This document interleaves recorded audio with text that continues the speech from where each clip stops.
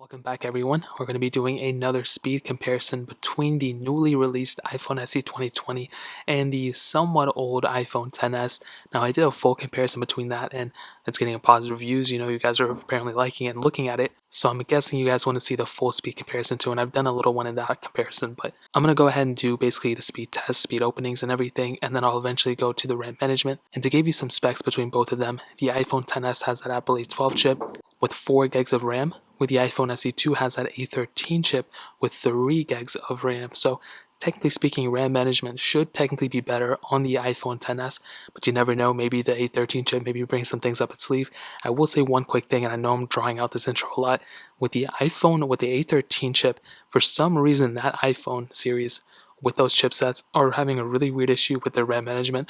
The iPhone SE2, I've only done one full speed test, that was between the iPhone 8 and this phone, and I haven't really seen too many differences between it. And I saw the SE2 was better, but let's go ahead and see which one is better here. So I'll go ahead and close all the apps in the background. So it'll probably take like a second or two. So let's go and start loading up these apps. I'll start doing the system ones. Camera, 3, 2, 1. Okay. Photos, 3, 2, 1. Okay, about the same. Calendar, 3, 2, 1. And they were about the same there too. I'll go ahead and cancel out of those ones. FaceTime, skip that. Mail, 3, 2, 1. And I think the SE2 was actually faster there. That was pretty interesting.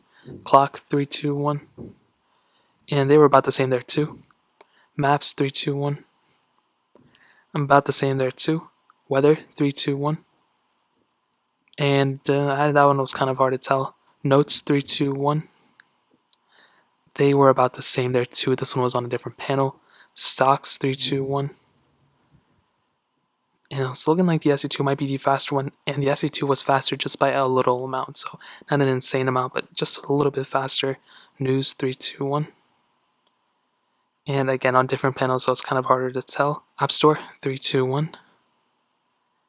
And I think the SE2 was definitely faster there. Getting into some scrolling speed, for some reason the iPhone XS did not want to do it.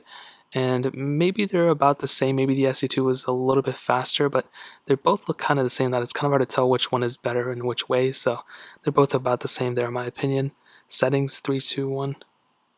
About the same as well. Phone call, 3, 2, 1. About the same. Let's go and load up a page in Safari. So I had Apple already loaded. We can do Bing, 3, 2, 1. And it's looking like the SE2 did a better job at loading that page up. It was a little bit faster, but like nothing too crazy. And scrolling wise, actually zooming in, I think it glitched up more on the iPhone XS, which was kind of weird. But music, 3, 2, 1. And again, kind of weird because this one was on a different panel, but it is what it is. Now I covered all those apps, so those are like the miscellaneous ones. Let's go and load up these third-party apps. So I should have a couple of them on the same for both. So start loading them up. Let's do Twitter. 3, 2, 1. And the iPhone SE2 slightly faster. Facebook, 3, 2, 1. And they were about the same, not too big of a difference between both. Doodle Jump, 3, 2, 1. And they were pretty much the same. There wasn't really a crazy difference between them for sure. Fruit Ninja, 3, 2, 1. And the SE2 definitely faster, and you guys can hear that sound from Fruit Ninja. So yeah, definitely the SE2 was faster there. Stack, 3, 2, 1. And definitely I think the SE2 was a little bit faster. I'm going to go ahead and turn the volume down on this because it's kind of annoying. Let's go and exit out of both of these apps, get into the gameplay. Let's go and see what the differences are. And you're not going to see too many differences. They're both almost the same exact game when it comes down to it, as you guys can see. So not really freaking out about it too much. Paper IO 1. 3, 2, don't I even have it on here? Oh, I do. 3, 2, 1.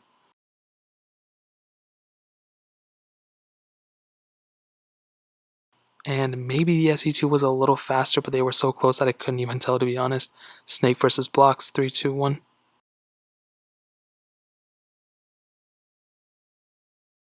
And yeah, definitely faster on the SE2 for sure, as you guys saw. Let's get into some gameplay and see if there's a difference. And to be honest, there might be, but it's probably not. This is a very basic game when it comes down to it, to be honest. Thank you, 3, 2, 1.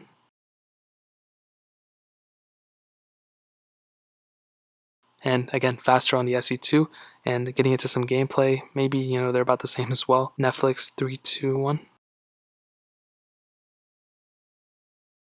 and slightly faster on the SE2, just a little bit faster, but again, not that crazy of a difference. Quizlet 3, 2, 1. And again, faster on the iPhone SE2. Temple Run 2, 3, 2, 1.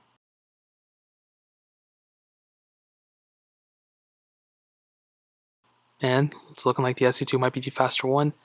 And eventually we'll get into it on the iPhone XS, but they're kind of like split in between. Like there's really not one that's like winning every single time. They're kind of like the same thing when it comes down to it. So even from me, kind of looking at these ones, not really that big of a difference to be honest. SoundCloud 3, 2, 1. Actually faster on the iPhone XS. That was actually really interesting. I was about to skip that one too. Amaze 3, 2, 1. Or whatever this game's called. I honestly don't even know what it's called. And they were almost the same on both. Instagram 3, 2, 1. About the same on both as well. Okay, now that was stuck in the game, so I guess we'll just close out of this one. And I'll go ahead and pause this one so it doesn't interfere with anything. Paper out 2, 3, 2, 1.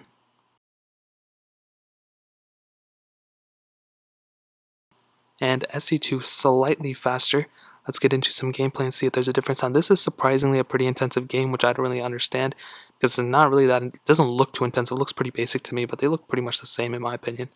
Snapchat 3, 2, 1. And the SE2 was slightly faster there. Temple Run 3, 2, 1. And this one was stuck in the game, so we'll go ahead and restart this one. I'll go and pause this one to the main menu. Temple Run again 3, 2, 1.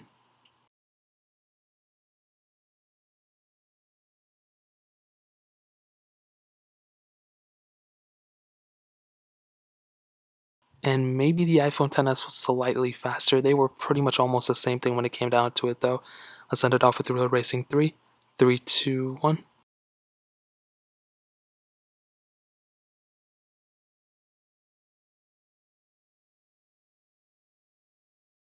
And it's looking like the SE2 is going to load this one up faster.